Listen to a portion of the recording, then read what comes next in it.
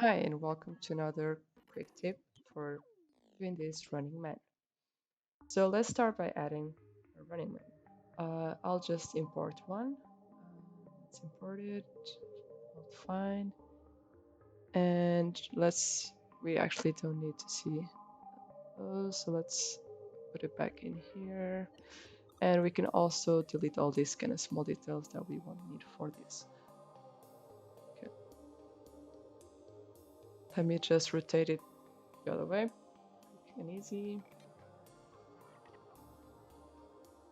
And I got my running animation from Mixamo. Just be sure to have it, or I mean, you can use it as you wish, but I add mine in place. And the characters, you can choose on the top, and I choose the one that came with it. So back to it, we have a running man. Let me just put that there. And he's running, and he's in a loop. Now we want to get to this, so how? Well, metaballs. Add a metaball, and it disappears. So let's go into the settings and choose exponential fall off. Right, it's there but not ready. So we can bump up these settings and I can go up to 1000, but unfortunately I can go higher. So the way to go about this is to right click, Cine 4D, tags, and choose the metaball, there it is. And just change the radius. So let's change it to 10. Okay, need to go back to the main metaballs and now change the subdivision, and this is how it's going to be rendered. Right, I think 10 is good, but let's try 5. Let's go somewhere in between actually. Okay, maybe looking at it, it feels like it needs a bit of smoothing, so let's add it. So go and just put it into the null. Maybe it's a bit too much, so bump it up. I think it's good. So you see it's kind of still doing the whole running animation. Now I have this material already prepped just for going faster, but it's pretty much just a full-on reflection material, and this is the settings that I used.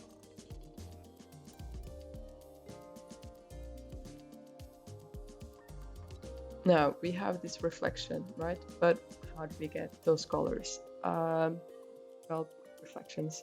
So let's add an object, maybe a cylinder for the purpose of just showing.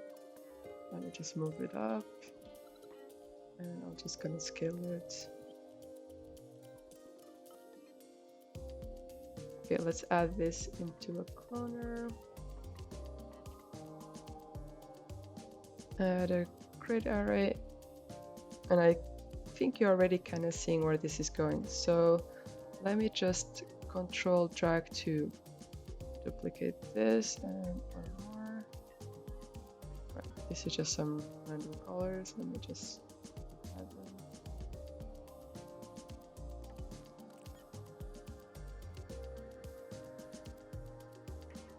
So let me also add a random effector. Just change the minimal and actually push it back to where it was on the side. Okay, great. You may be wondering what's the material, and it's just pretty much a luminous material. Choose the colors you want. And I just have some GI on with the settings. So before we do a test render, just right click again, tags, and go to take it from scene by camera. So if we do a quick render, now you see that all those colors and cylinders are being reflected. Now you just have to play with their location and size. So here's the original, and you see I have plenty of them going around. And if I just do a quick render,